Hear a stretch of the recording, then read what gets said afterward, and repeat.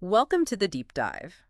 Today we're unpacking the wisdom of, well, what many consider the single best book ever written on investing, Benjamin Graham's The Intelligent Investor. That's the one, a classic. And for you listening, whether you're maybe just starting to explore finance or perhaps you're an MBA student deep in strategy, our mission today is really to bridge Graham's foundational wisdom with the rapid-fire financial world you're navigating right now. Yeah, make it accessible. Exactly. Accessible, practical, and, truly relevant. And we've pulled together a fascinating stack of sources. They don't just distill Graham's original ideas, but they actually layer on modern insights, real-world examples. Think of it like a bridge, maybe. Yeah, exactly. A bridge from those timeless principles right into today's market realities. Right. As Warren Buffett himself famously said, this is, and I quote, by far the best book on investing ever written. High praise. The highest. So let's unpack this classic. Let's see how its core ideas really stand up today, in the age of algo trading, social media trends, constant economic shifts. It's a different world, but the principles, maybe not so different. Let's find out. Let's jump right in with Graham's absolute foundational concept. Are you investing or are you speculating? He gives us this really clear definition of investing. He says it's an operation which, upon thorough analysis, promises safety of principal and an adequate return. Right. And then he adds, anything else is speculation. That sounds pretty straightforward, but how do we apply that in the real world? The lines can feel kind of blurry sometimes. It really can. It's deceptively simple, isn't it? But Graham helps clarify. He uses practical examples. So if you buy Netflix stock, because you've actually done the homework. Okay. You've analyzed its business model, you understand the financials, you genuinely believe in its long-term potential that's investing. Got it. But say if you're buying something like Dogecoin, maybe just because it's blowing up on Twitter. Oh. Yeah. With basically zero fundamental research. That's pure speculation. Classic Graham definition. And wow, this distinction couldn't be more relevant right now. We've seen the data, something like, over 65% of Gen Z and millennials who jumped into the market between 2020 and 2022? Yeah, using apps like Robinhood. Exactly. Often diving headfirst into meme stocks, GameStop, AMC, you name it. For many, there's just no fundamental analysis. None. It's a perfect, almost painful illustration of speculation in action. It really is. And Graham's warning here, it's profound, but also practical. He's not saying speculation is evil exactly. Okay. But he says you must treat it like a hobby, like going to Vegas maybe. He suggests, maybe allocate just 10% of your money perhaps to that kind of thing. Just a small slice. Right. Keep the rest of your core wealth firmly grounded in sound investing principles. Otherwise, you're just gambling. Okay, so beyond the sort of immediate danger of pure speculation, Graham warns us about another force. Something quieter, more insidious, that can just as easily erode your wealth. Inflation. Exactly, inflation. He recognized its power decades ago. He absolutely did. It's subtle, but it's a constant threat. Think about it. You earn a 5% return on your investments. Sounds okay, right? Yeah, seems decent. But if inflation's running at 6%, you've actually lost purchasing power. Your money simply buys less. Right, that real return. Exactly. And Graham showed us, historically, stocks have generally been a better hedge against inflation than bonds. Also, real assets, things like real estate or gold, they also play a role. We saw that, didn't we? Gold surged during the 2008 crisis. It did. And look at real estate post-2020, soaring prices globally. That real return concept is just so critical. And looking at today's economy, how vividly does Graham's warning about inflation echo, especially with some of the recent data we've seen? Oh, it echoes loudly, very loudly. U.S. inflation peaked at 9.1% back in June 2022. Wow, 9.1%. Yeah, the highest in over 40 years. So if you were just holding cash, then maybe in a savings account earning, 0.01%? Practically nothing. Exactly. You're effectively losing about 8.5% of your real purchasing power in just 1 year. It's a stark reminder that even holding cash isn't safe from this silent destroyer. Okay, so Graham then kind of zooms out. He gives us this wide-angle view of stock market history. He illustrates these relentless cycles, euphoria, then despair. Yeah, boom and bust. From the 1929 crash, 1970s stagflation, the dot-com bubble in 2000, 2008, even the 2020 COVID crash. It really feels like history just keeps repeating itself. It really does seem to. And Graham's teaching here is crucial. Think in decades, not days. He reminds us that despite these sharp, scary downturns, markets historically do recover over time. Patience. Patience and perspective. And his famous insight, it really speaks to our own psychology. The investor's chief problem, and even his worst enemy, is likely to be himself. Ourselves. Yeah, it's about our emotional reactions to those cycles, not really the cycles themselves. That point about our own emotions, it's so powerful. It's just astonishing how often history repeats, or at least rhymes. When you look at the S&P 500, I mean, that incredible bounce back, it dropped, what, 57% during the 2008 crisis? For a total drop. Massive. But then it grew over 500% from March 2009 to December 2021. What does that tell us about the psychological battle investors face? It tells us that patience isn't just, a virtue. It's a strategic advantage in investing. Those who panicked and sold near the bottom in '08, they locked in devastating losses. Right. While those who stayed calm maybe even bought more. Yeah. They were profoundly rewarded. It just underlines Graham's point. The biggest hurdle often isn't the market's ups and downs, but our own internal struggle to just stay rational. Okay, so what does this all mean for your portfolio? How do you structure things? Graham outlines two main approaches, starting with what he calls the defensive investor. Right. This is for you, the listener, if you're maybe seeking safety, simplicity. You want to avoid serious mistakes and get decent results without becoming a full-time stock picker. That's exactly. For the defensive investor, the key word is diversification. Absolutely paramount. Graham actually recommended a balanced 50-50 split. Half stocks, half bonds. 50-50. Simple? Simple. And critically, he advised rebalancing regularly. So let's say your stocks have a great run and now they're, 70% of your portfolio. Okay. You'd sell some of those high-flying stocks and buy more bonds to get back to 50-50. It forces you automatically to buy low and sell high. A discipline most people really struggle with on their own. And it actually works. I mean, the data backs it up. We've seen that a simple 60-40 portfolio, slightly different, but same principle, 60% stocks, 40% bonds. It returned an average of 8.8% annually from 1980 to 2020. And get this, that actually outperformed many actively managed funds. It often does. It's a powerful argument for keeping things simple. Less is often more. Okay, but what if you are ready to roll up your sleeves? You want to dive deeper, do the work. Graham introduces the enterprising investor. Right, the more active approach. This is for those who are willing and able to actively manage their investments, to really put in the homework. So what does that look like? Well, the enterprising investor isn't just buying the index. They're actively looking for undervalued stocks. They're digging into financial statements, the balance sheets, income statements. The nitty-gritty. The nitty-gritty. And they might even try to time their entries and exits based on a company's true value, its intrinsic value, not just what the market is saying that day. Think of it like finding a brand new iPhone worth $1,000, but somehow you can buy it for $600. Finding those bargains. Exactly. Our sources actually highlight Ford back in 2009. It was trading at just a fraction of its book value. That was a classic enterprising investor opportunity. But okay, this sounds like more work and maybe more risk. It's not for everyone, is it? Definitely not. This approach comes with a big warning label. It demands significant time, rigorous discipline, and crucially, immense emotional control. You can't get swayed by the market's moods. So what should they look for? Graham suggests specific characteristics. Things like undervalued stocks, maybe with low price-to-earnings ratios. That's the price you pay for each dollar of the company's earnings. Oh yeah, low PE. Low PE. Companies with low debt relative to their equity shows financial strength and a history of consistent earnings. Stability matters. And is this still relevant? Can you find these today? Absolutely. I mean, enterprising investors using these kinds of value screens in 2023 say, looking for PE under 15, debt to equity under 0.5, which indicates solid finances. Right. They could have potentially found some undervalued picks, names like Intel, maybe Ford again, even some regional banks after the banking turmoil in early 23. Interesting. And historically, small cap value stocks, smaller companies that look cheap, have often outperformed growth stocks during recovery periods. Yeah. So yeah, there are always opportunities for those willing to do the rigorous work. Okay, now here's where we get to what many people, including Buffett, consider Graham's absolute most important concept. Ah, yes. The margin of safety. The margin of safety. It truly is the cornerstone of his entire philosophy. It's simple, but profound.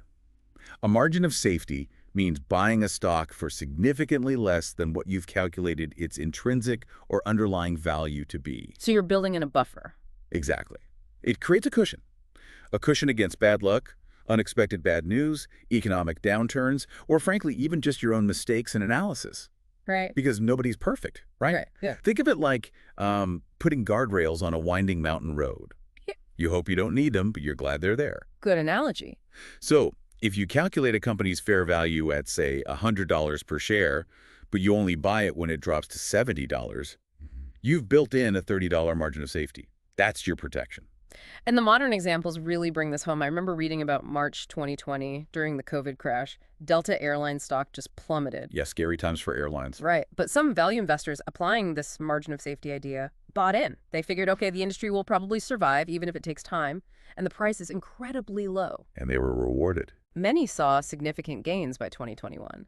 But what about the flip side? What happens when people ignore this? Well, the flip side is often painful. We saw people buying stocks like Zoom or Peloton at their absolute peak prices in 2021, maybe caught up in the hype. FOMO. Total FOMO, with absolutely no margin of safety. When the market sentiment shifted, those stocks crashed, and those investors lost, 70%, 80%, even 90% by 2023. They had zero cushion. Ouch. Yeah. And even after the broader market crash in 2022, the investors who were applying that margin of safety discipline, they were finding bargains, maybe in quality sectors like utilities, insurance, some industrials. Boring, but potentially safe. Sometimes boring is beautiful in investing, while others, lacking that discipline, were just reacting emotionally, buying high near the top, selling low near the bottom, suffering big losses. Margin of safety protects you from that. Okay, let's shift gears slightly. Let's talk about Mr. Market. This is one of Graham's most famous metaphors, isn't it? It's brilliant. Absolutely brilliant. He asks you to imagine you have a business partner. His name is Mr. Market. And every single day, Mr. Market shows up at your door. He offers to buy your share of the business or sell you his share. The catch is, his prices are all over the place. Sounds volatile. Extremely. Some days, he's wildly euphoric, totally irrational, offering you crazy high prices. Other days, he's deeply depressed, panicking, willing to sell his shares for pennies on the dollar. So what's Graham's advice? How do you deal with this moody partner? His advice is crystal clear. Don't let Mr. Market's mood swings dictate your actions. Don't react emotionally. Instead, you should view his offers rationally. Use his behavior to your advantage. How so? Well, if Mr. Market is depressed and offering to sell you shares in great companies at bargain prices, that's your opportunity to buy. Take advantage of his pessimism. Buy low.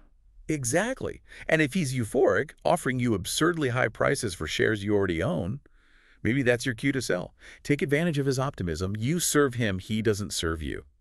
This concept just plays out so vividly in today's markets, doesn't it? I mean, think about Tesla. In 2021, its valuation soared past $1 trillion. $1 trillion. Even though it was earning less than Toyota, Ford, and VW combined. Right. That was Mr. Market in a state of, let's say, extreme euphoria. Clearly. Then, by mid-2022, the stock had dropped, what, roughly 60%. A huge swing. A classic Mr. Market mood swing, playing out in real time. He gives you opportunities if you can keep your head. Okay, next up. Graham weighs in on investing in investment funds, like mutual funds or ETFs today. For that defensive investor we talked about, what's his core idea here? Graham makes a very strong, very clear case. For most investors, especially the defensive ones who don't want to pick individual stocks, a low-cost index fund is often the single best bet. Simple as that. Why index funds specifically? The key principles are super low fees costs matter immensely over time. Accounting fees, yeah. Exactly. Broad diversification, you own tiny pieces of hundreds of thousands of companies, reducing single stock risk. And third, just patience. Let the market work for you. It's exactly what Warren Buffett himself has repeatedly recommended for the average person. And Buffett didn't just say it, he proved it right with that famous bet. Oh yeah, the 10-year bet from 2008 to 2017. He bet that a simple, low-cost S&P 500 index fund would outperform a hand-picked portfolio of hedge funds chosen by professionals. And the result? The index fund crushed the hedge funds. It wasn't even close. I think it delivered something like 3 times the returns after fees. Wow. And today, you look at something like Vanguard's VOO ETF, an S&P 500 index tracker, it has over $1.2 trillion in assets under management. It just proves that passive, low-cost investing really does work for the vast majority of people. It's hard to argue with that evidence. Yeah. Now, Graham also offers some pretty crucial advice on the relationship between you, the investor, and your financial advisors. Yes, very important chapter. What's the core concept? Core concept is a smart investor doesn't blindly follow anyone, not even a professional financial advisor. You need to be engaged. Trust but verify. Exactly that. You should always be asking key questions, like how does my advisor get paid? Do their incentives align with mine? Are they mainly selling me products that earn them a high commission? The conflict of interest issue? Precisely. Or are they offering genuine, unbiased advice focused on my best interests? Graham's guidance is essentially learn enough about investing yourself so you can ask the right questions and intelligently evaluate the advice you're given. That seems incredibly relevant right now. We know that, something like over 60% of financial advisors in the U.S. are still commission-based? Still, meaning they have an incentive to sell you higher fee products, whether they're truly best for you or not. Right. It's why we've seen this big shift towards fee-only fiduciary advisors. Yes, fiduciaries are legally obligated to put your interests first. That's a critical distinction. Or you see the rise of robo-advisors like Betterment or Wealthfront offering automated, low-cost portfolio management. More options, but you still need to understand what you're getting. Okay, moving into the middle section of the book, chapters 11 through 13. Here, Graham really emphasizes security analysis and comparing companies. He's passionate about you understanding what you actually own. Absolutely. Security analysis can sound intimidating, complex. Yeah, very technical. But at its heart, Graham argues, it's simply about understanding what a business is truly worth. He starts with pretty basic points, things most people can grasp. Earnings per share, how much profit the company makes for each share outstanding. Okay. Price-to-earnings ratio, we mentioned that. Yeah. Debt levels, how much does the company owe? Dividend history, does it share profits with owners? Common sense stuff, really. It is. He puts it plainly. You wouldn't buy a local coffee shop without looking at its income, its debts, right? Of course not. So why treat buying a piece of a public company, a stock, any differently? Good point. He also highlights specific characteristics to look for in companies, doesn't he? He does. Things like adequate size, larger companies tend to be more stable, less prone to failure. Less risky. Generally, yes. A strong financial condition, again, low debt is usually good. And earning stability, a track record of consistent profits, not wild swings. Can you give an example? Well, think about Apple today. Huge company, incredibly profitable, sits on a massive pile of cash, over $160 billion in reserves, last I checked. It's almost a perfect example of Graham's ideal, large, stable, profitable, strong financials. Okay, and then he talks about comparing companies. Right, because not all companies are created equal. He helps you dissect different business models, assess the unique risks each faces, understand their potential growth stories. Think about comparing a high-growth, high-risk company like Tesla to a steady, dividend-paying company like Coca-Cola, or a massive bank like JP Morgan versus a speculative biotech startup. They're vastly different investments. So the message is? Understand what you're buying. Don't just chase hype. Growth is great, but it must be backed by genuine underlying value. WeWork comes to mind, once valued at, $47 billion in 2019? Astronomical valuation. Then filed for bankruptcy in 2023. A really stark reminder of that point. Hype does not equal value. Precisely. A painful lesson for many. Okay, finally, in Chapter 14, Graham talks about stockholders and management. His core concept here seems to be about ownership. Yes, exactly. As a shareholder, you're not just holding a ticker symbol. You literally own a piece of a real business. And if you own part of a business, the quality of the people running it, the management, absolutely matters. A lot. So what should you look for in management? You want to look for competence, obviously, but also ethical leadership. Management teams that consistently act in the best interests of the shareholders, the owners. How do you judge that? Look for transparency in their communications. Look at how they allocate capital. Do they reinvest wisely in the business? Do they return excess cash to shareholders through dividends or share buybacks? Like Apple? Maybe. Apple's a great example again. They consistently return huge amounts of cash to shareholders via buybacks and dividends. That generally signals good corporate governance and alignment with shareholder interests. And the opposite, when governance goes wrong. Well, a stark modern example is the collapse of FTX in 2023. Oh, yeah. Just abysmal corporate governance, alleged fraud. It cost investors billions, over $8 billion estimated, a total failure of leadership and oversight. And on the positive side? Contrast that with Microsoft. Satya Nadella took over as CEO in 2014.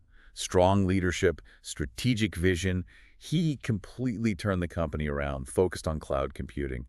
Microsoft's market cap has grown by something like $2 trillion since he took charge. $2 trillion. It just shows good management, ethical management, truly makes all the difference in the long run. Before we wrap up, there's one more crucial piece of modern data that really seems to echo Graham's biggest warning. Yes, the Delbar study. That's the one. From Delbar Research, 2022.